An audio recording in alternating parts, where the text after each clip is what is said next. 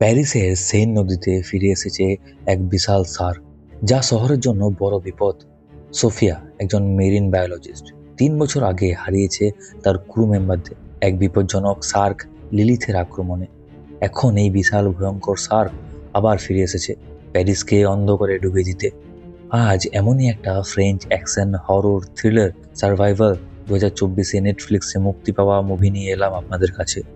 যে মুভির প্রত্যেকটা সিন আপনাদের জন্য হবে একদম বুক কাঁপানো। মুভিটা দেখে আমি সেই লেভেলের স্যাটিসফ্যাকশন পেয়েছি। হ্যালো ফ্রেন্ডস, আমি শুভেন্দু। এবার আমাদের চ্যানেলটিকে সাবস্ক্রাইব করে সিনেমাটি উপভোগ করুন। গল্পের শুরুতেই আমরা সোফিয়া নামের একজন মেরিন বায়োলজিস্টকে দেখি, মানে যারা সমুদ্রের প্রাণী, মাছ, উদ্ভিদ ইত্যাদির উপর রিসার্চ করে তাদেরকে বোঝায়। তো আমরা তার একটা টিমকে দেখি যারা সমুদ্রের মাঝখানে লিলিথ নামের একটা সার্কের উপরে রিসার্চ করছিল। সেই টিমে সোফিয়ার হাজব্যান্ড ক্রিস্টিও ছিল। যখন ক্রিস্টি ও সোফিয়া ভ্লগ করছিল তখন হঠাৎ তাদের টিমের একজন এসে বলে তারা সিগন্যাল পেয়েছে। এটা শোনা মাত্রই ক্রিস্টি টিম মেম্বারদের সঙ্গে নিয়ে তাড়াতাড়ি করে ডাইভিং স্যুট পরে সমুদ্রে লিলিথের স্যাম্পল কালেক্ট করতে চলে যায়। আর সোফিয়া এবং তার সাথে থাকা একজন ক্রু সবকিছু পর্যবেক্ষণ করতে থাকে। ক্রিস্টিরা সমুদ্রের নিচে লিলিথকে খুঁজতে থাকে। তখনই তাদের চোখে পড়ে একটা বিশাল মৃত শার্ক। তাকে দেখেই বোঝা যাচ্ছিল কোনো হিংস্র প্রাণী তাকে অর্ধেক কামড়ে ছিঁড়ে নিয়ে গেছে।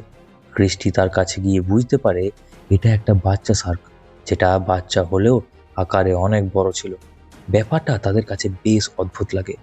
এসব বিষয় নিয়ে তারা যখন কথা বলছিল তখনই সেখানে এক ঝাঁক শার্ক এসে তাদেরকে ঘিরে ধরে। ক্রিস্টিরা ভালো করেই জানতো যে শার্কদের কিভাবে হ্যান্ডেল করতে হয়, তাই তারা বেশ শান্ত হয়ে থাকে। এরপর সেই শার্কগুলো সেখান থেকে চলে যাওয়া মাত্রই উপস্থিত হয় লিলিথ। তাকে দেখে সোফিয়া নিজের চোখকে বিশ্বাস করতে পারছিল না, কারণ যে শার্কটা তারা 3 মাস আগে মাত্র 2.5 মিটার সাইজে দেখেছিল সেটা এখন 7 মিটারেরও বেশি বড় হয়ে গিয়েছে। এমন অস্বাভাবিক গ্রোথ দেখে সোফিয়া ভীষণ অবাক হয়ে যায়। সোফিয়া ক্রিস্টিকে লিলিথের বডি স্যাম্পল নিয়ে আসতে বলে, আর এখানেই সোফিয়া সব থেকে বড় ভুলটা করে। কেননা ক্রিস্টি যখন স্যাম্পল নেওয়ার জন্য লিলিথকে ইঞ্জেকশন পুশ করে তখন সে উন্মাদ হয়ে ওঠে আর সবাইকে এক নিমিষে ছিন্ন ভিন্ন করে খেয়ে ফেলে। এসব দেখে সোফিয়া নিজেকে কন্ট্রোল করতে না পেরে সেও ঝাঁপ দেয় সমুদ্রে তাদের বাঁচানোর জন্য। কিন্তু ততক্ষণে সব শেষ হয়ে গেছে। সোফিয়া সেখানে শুধু দেখতে পায় তার ক্রু মেম্বারদের ছিন্ন ভিন্ন দেহের টুকরো। সোফিয়া কোনো কিছু বুঝে ওঠার আগেই সেখানে লিলিথ চলে আসে আর আক্রমণ করে দেয় সোফিয়ার উপর। সোফিয়ার পা আটকে যায় একটা জালে, আর সেটি লিলিথ টেনে নিয়ে যায় সমুদ্রের গভীর থেকে গভীরে। জলের চাপে সোফিয়ার মুখ থেকে রক্ত বেরোতে থাকে। সে কোনো রকম নিজেকে ছাড়িয়ে উপরে উঠে আসে। কেটে গেছে 3টে বছর।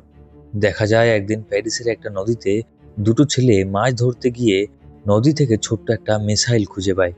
তারা বিষয়টি পুলিশকে জানালে পুলিশ এসে ইনভেস্টিগেট করতে শুরু করে। পুলিশ তাদেরকে জানায় নদীর ওই জায়গায় এখনো দ্বিতীয় বিশ্বযুদ্ধে ব্যবহার করা মিসাইলগুলো পাওয়া যায়। তবে ভয়ের কোনো কারণ নেই, কারণ মিসাইলগুলো অচল হয়ে গেছে। দৃশ্য পরিবর্তন হয়। দেখা যায় সোফিয়া এখন শার্কদের ওপরে রিসার্চ করা ছেড়ে দিয়েছে এবং একটা অ্যাকুরিয়ামে জব করে।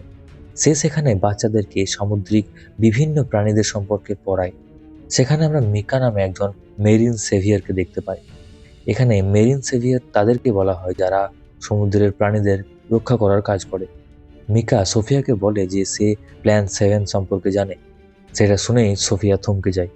প্ল্যান 7 হচ্ছে লিলিথের অফিসিয়াল নাম। তো মিকা সোফিয়াকে তাদের ল্যাবে নিয়ে আসে।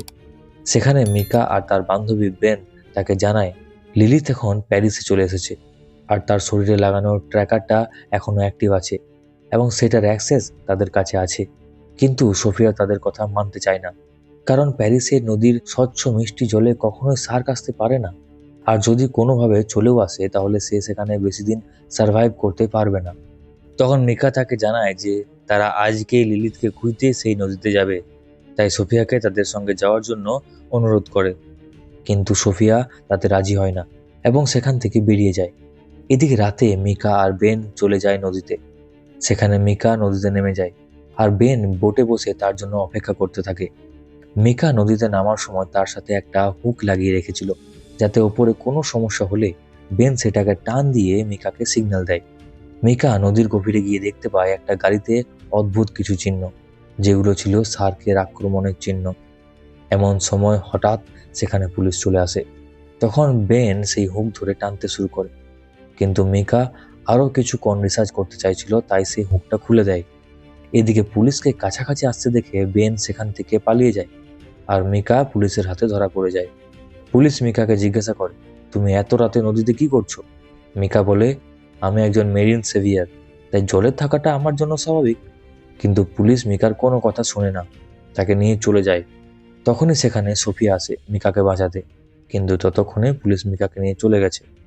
সেখান থেকে থানায় এসে আদিল নামে একজন পুলিশ অফিসার তাকে জিজ্ঞাসাবাদ করে জানতে পারে যে ওই নদীতে একটা শার্ক আছে, এবং সে ওই গাড়িটির কথাও জানায়। তবে পুলিশ তার কথা মানে না, কারণ তাদের মতে শার্ক কখনো মিষ্টি জলে সার্ভাইভ করতে পারে না। পরদিন সকালে পুলিশ নদী থেকে একটা ডেড বডি উদ্ধার করে, যার শরীরের অর্ধেকটা অংশ গায়েব ছিল। দেখে মনে হচ্ছিল কোনো হিংস্র প্রাণী ছিঁড়ে খেয়েছে। ঠিক সেই সময় সোফিয়া আবারও লিলিথকে ফলো করতে করতে নদীর পাড়ে পৌঁছে যায়, আর সেখানে গিয়ে পুলিশের সাথে তার দেখা হয়। সোফিয়া পুলিশকে জানায় যে সে একজন মেরিন গবেষক, আর ওই লাশ দেখে সে বলে নিশ্চিতভাবেই কাজটা শার্কের। কিন্তু পুলিশ তার কথাও মানতে চায় না। পুলিশ সোফিয়াকে নিয়ে চলে আসে তাদের কমিশনারের কাছে, কিন্তু কমিশনারও তার কথা বিশ্বাস করে না। সে তার টিমকে পার্সোনালি বিষয়টা ইনভেস্টিগেট করতে বলে। তাই আদিল তার টিমকে নিয়ে ওই নদীতে ডাইভ করার প্রস্তুতি নেয়। সোফিয়া তাদের বারণ করে, কিন্তু পুলিশরা তার কথাকে পাত্তা দেয় না। তাই সোফিয়াও তাদের সাথে যায় লিলিথকে ট্র্যাক করতে। তারা ট্র্যাকারের সাহায্যে পৌঁছে যায় লিলিথের কাছে। এদিকে মিকাও তাদের ফলো করতে করতে পৌঁছে যায় তাদের কাছে। এরপর তিনজন পুলিশ নদীতে নেমে যায় পুরো বিষয়টা খতিয়ে দেখার জন্য। তখন মিকা বুঝতে পারে পুলিশরা লিলিথকে মেরে ফেলার চেষ্টা করছে। তাই তার ফ্রেন্ড বেনকে বলে লিলিথের ট্র্যাকারটা অফ করিয়ে দেয়। এদিকে নদীর ভেতরে অফিসাররা সেখানে গিয়ে লিলিথকে তো দেখতে পায় না, তবে শার্কের উপস্থিতি বুঝতে পারে। এরই মাঝে সোফিয়া সবাইকে জানায় যে লিলিথ তাদের খুব কাছাকাছি চলে এসেছে। এমন সময় হঠাৎ করে সোফিয়ার ট্যাবে লিলিথের সিগন্যাল আসা বন্ধ হয়ে যায়। তখন জলে থাকা অফিসাররা বেশ ভয়ে দ্রুত ওপরে উঠে আসে। ওপরে উঠে আসার পর সোফিয়া রাডার চেক করে জানতে পারে তাদের আশেপাশে একটা বড় শার্ক ছিল। এরই মাঝে হঠাৎ সোফিয়ার নজর পড়ে দূরে দাঁড়িয়ে থাকা মিকার ওপর। এদিকে মিকা ভেবেছিল পুলিশ হয়তো লিলিথকে মেরে ফেলবে, তাই তাকে বাঁচানোর চেষ্টা করছিল। তাই সে বেনের সাথে কথা বলে সোফিয়ার ডিভাইসে লিলিথের সিগন্যাল বন্ধ করে দেয়। এটা সোফিয়া বুঝতে পেরে সোজা চলে যায় মিকার কাছে, এবং মিকাকে খুব বকাঝকা করে, আর বলে আজ তোমার জন্য পুলিশ অফিসারদের প্রাণ যেতে বসেছিল, আর ওই লিলিথের জন্যই আমি আমার টিমকে হারিয়েছি। কিন্তু মিকা বলে শার্করা বিনা কারণে কখনো কারোর ওপর হামলা করে না। যাই হোক, অন্যদিকে আদিল গিয়ে কমিশনারকে শার্কের ব্যাপারে জানালে সেটা শুনে কমিশনার খুব টেনশনে পড়ে যায়, কারণ কিছুদিনের মধ্যেই সেই নদীতে একটা আন্তর্জাতিক সাঁতার প্রতিযোগিতা হতে চলেছে, আর সেটা প্যারিস শহরের মেয়র নিজেই অর্গানাইজ করেছে। আদিল কমিশনারকে বোঝায় যে এমন বিপজ্জনক পরিস্থিতিতে ইভেন্টটা করা উচিত হবে না। তাই তারা ঠিক করে এই বিষয়ে মেয়রের কাছে গিয়েই ক্যান্সেলের অনুরোধ জানাবে। এরই মধ্যে মিকা তার বানানো একটা ভিডিও সোশ্যাল মিডিয়ায় আপলোড করে, যেখানে মিকা সকলকে জানায় শার্ক খুবই শান্ত স্বভাবের প্রাণী, তাদের জন্যই সাগরের স্থিতিশীলতা বজায় থাকে। কিন্তু বর্তমানে কিছু মানুষ বছরে প্রায় 10 কোটি শার্ক মেরে ফেলছে নিজেদের সুবিধার্থে শুধু, যার ফলে প্রাকৃতিক ভারসাম্য নষ্ট হচ্ছে। তাই মিকা সবাইকে শার্কদের বাঁচানোর জন্য আহ্বান জানায়, আর সবাইকে ওই নদীর ভিতরকার এক টানেলের কাছে আসতে বলে, যার নাম হলো ক্যাটাকম্বস। আর এদিকে আদিল, সোফিয়া এবং কমিশনার যায় মেয়রের কাছে, কিন্তু মেয়র তাদের কথা শোনে না, কারণ এই ইভেন্টে প্রায় $170 কোটি খরচা হয়েছে, যে কারণে ইভেন্ট ক্যান্সেল হলে তাদের অনেক বড় ক্ষতি হয়ে যাবে। মেয়র তাদেরকে অর্ডার দেয় যেভাবেই হোক ওই শার্কটিকে সেখান থেকে তাড়াতে, তবুও সে এই ইভেন্টটা কোনো মতেই ক্যান্সেল করবে না। তাই কমিশনার ঠিক করে যে করেই হোক লিলিথের কবল থেকে প্যারিসকে বাঁচাতেই হবে। এরপর মিকার ফ্রেন্ড বেন পুলিশের কাছে গিয়ে জানায় মিকা আজ রাতে কিছু মেরিন সেভিয়ারকে নিয়ে ক্যাটাকম্বসে যাবে, তবে আমি তাকে বাধা দিয়েছিলাম, কিন্তু মিকা আমার কোনো কথা শোনেনি। পুলিশ সোফিয়াকে সাথে নিয়ে তাদের আটকানোর জন্য ক্যাটাকম্বসের উদ্দেশ্যে রওনা হয়। এদিকে মিকার ভিডিও দেখে উৎসাহিত হয়ে অনেক মেরিন সেভিয়ার সেই রাতে ক্যাটাকম্বসের কাছে পৌঁছে যায়। এদিকে পুলিশও পৌঁছে যায় সেখানে। সোফিয়া মিকাকে বারবার জল থেকে উঠে আসতে বলে, কিন্তু মিকা তার কথায় কোনো পাত্তা দেয় না। আর দেখতে দেখতেই সেখানে একটি বেবি শার্ক চলে আসে। মিকা তার গায়ে হাত বোলায়। এদিকে সোফিয়া সমেত অফিসাররা বারবার চিৎকার করে মিকাকে জল থেকে উঠে আসতে বলে। সোফিয়া বলে, এটা লিলিথের একটা ফাঁদ, তাই তাড়াতাড়ি বাইরে এসো, লিলিথ যে কোনো সময় আক্রমণ করতে পারে। ঠিক তখনই আচমকা লিলিথ সেখানে আসে আর মিকাকে টেনে নিয়ে যায় জলের ভেতরে, এবং তার বাচ্চা ও সে মিলে মিকাকে ছিঁড়ে খায়। সাথে সাথে সেখানকার জল লাল হয়ে ওঠে। এই দৃশ্য দেখে বাকি মেরিন সেভিয়াররা নিজেদের বাঁচাতে সেখান থেকে বেরোনোর রাস্তা খুঁজতে থাকে। তখনই ধাক্কাধাক্কির মধ্যে অনেকে জলে পড়ে যায় আর পরিণত হয় লিলিথের খাদ্যে। সেখানে সোফিয়া আর পুলিশরা মিলে তাদের বাঁচানোর অনেক চেষ্টা করে। কিছু জনের তো পা ছিঁড়ে নেয় লিলিথ। এরই মধ্যে বেনও জলে পড়ে যায় আর শার্কের শিকার হয়। তবে পুলিশও হার মানে না, বাকি লোকগুলোকে বাঁচানোর জন্য আপ্রাণ চেষ্টা চালিয়ে যায়। কিন্তু শার্কের হাত থেকে বেঁচে ফেরা তো এত সহজ নয়। এসবের মাঝে একজন অফিসার জলে পড়ে গিয়ে শার্কের হামলার শিকার হয়। যাই হোক, বাকি যারা বেঁচে ছিল তাদের কোনো রকমে সেখান থেকে বের করে দ্রুত নিয়ে যাওয়া হয় হাসপাতালে। এসব কিছুর জন্য সোফিয়া খুব কষ্ট পায়, কারণ সে মনে করে শুধু তার গাফিলতির জন্য আজ এই অবস্থা হয়েছে। কিন্তু আদিল তাকে বোঝায় এর পেছনে তার কোনো দায় নেই। এরপর তারা ক্যাটাকম্বস থেকে একটা মৃত বেবি শার্ককে উদ্ধার করে নিয়ে আসে সোফিয়া নিজের ল্যাবে। এই শার্কটি ছিল ফিমেল। সেখানে এসে সে আদিলকে বলে এই শার্কটার এজ মাত্র 2 মাস। তবে সোফিয়া তার উপর রিসার্চ করার সময় একটা অদ্ভুত জিনিস লক্ষ্য করে। যখন সে পরীক্ষা করার সময় শার্কটির পেটটা চেড়ে, তখন সেখান থেকে অনেক ছোট ছোট শার্ক বেরিয়ে আসে, যেটা দেখে সোফিয়া প্রচণ্ড ভয় পায়। কারণ এই শার্কটার বয়স মাত্র 2 মাস। সে এখনো প্রেগনেন্সির জন্য ম্যাচিওর নয়। সেখানে সে কিভাবে প্রেগনেন্ট হতে পারে? আসলে লিলিথ পার্থেনোজেনেসিস করছিল, মানে মেল পার্টনার ছাড়া প্রেগনেন্ট হচ্ছিল।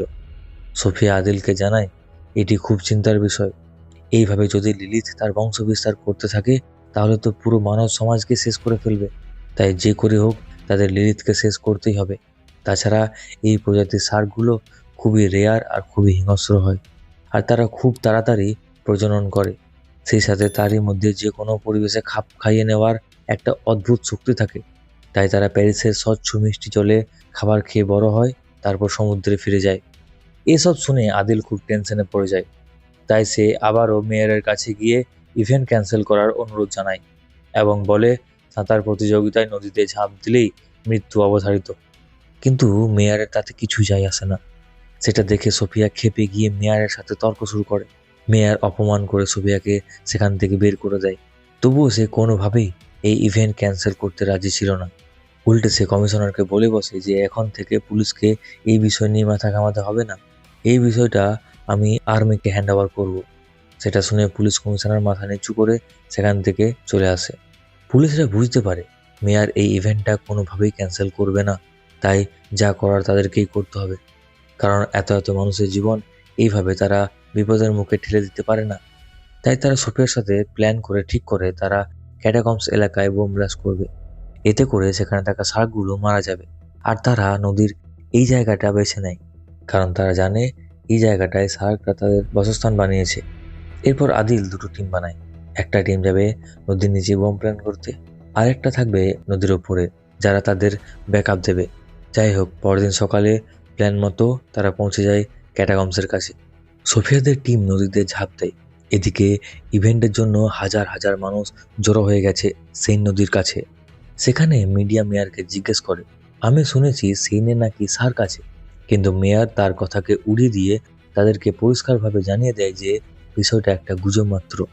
আসলে তার কোনো আইডিয়াই ছিল না যে এই স্বৈরাচারিতার কারণে কিছুক্ষণের মধ্যেই কত মানুষের প্রাণ যেতে বসেছে। এরপর দৃশ্য পরিবর্তন হলে আমরা দেখতে পাই বোট নিয়ে যাওয়া পুলিশের টিমকে আর্মিরা বাধা দেয়। তারা জানায় যে আমরা এখানে শার্কদের আটকানোর জন্য সম্পূর্ণ প্রস্তুত নিয়ে রেখেছি। আর সেই প্রস্তুতিটা হলো তারা নদীর এই অংশটাতে একটা জাল বিছিয়ে রেখেছে। যদি কোনোভাবে শার্ক সেখানে চলে আসে তাহলে তারা জাল ভেদ করে ইভেন্ট পয়েন্টে পৌঁছাতে পারবে না, সেখানেই আটকে যাবে। তবে পুলিশ খুব ভালোভাবে বুঝতে পারে যে আর্মিদের এই বোকামে প্ল্যানের কোনো মূল্য নেই। তাই তারা কমিশনারকে বিষয়টি জানালে কমিশনার আর্মি অফিসারকে ফোন করে বলে যে পুলিশরা সেখানে শার্কদের ধরতে নয়, বরং অন্য একটা কাজ নিয়ে এসেছে। তাই আর্মিরা তখন তাদেরকে ছেড়ে দেয়। এদিকে সোফিয়া, আদিল এবং তাদের টিম যখন নদীর গভীরে গিয়ে টানেলের মধ্যে পৌঁছায়, আর বোম প্ল্যান করার প্রস্তুতি নিতে শুরু করে, তখনই এক ভয়ঙ্কর দৃশ্য দেখা যায়।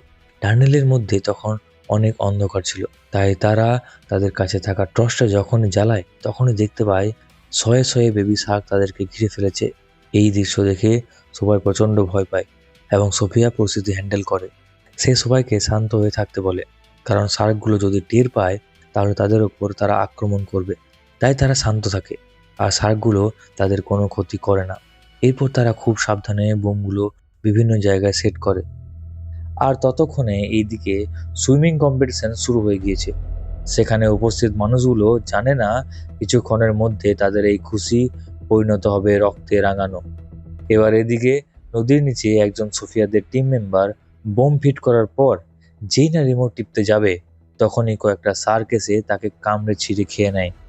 তার হাত থেকে রিমোটটা পড়ে যায়। তখন আরেকজন রিমোটটা কুড়িয়ে ব্লাস্ট করতে যায়, কিন্তু তারও একই অবস্থা হয়।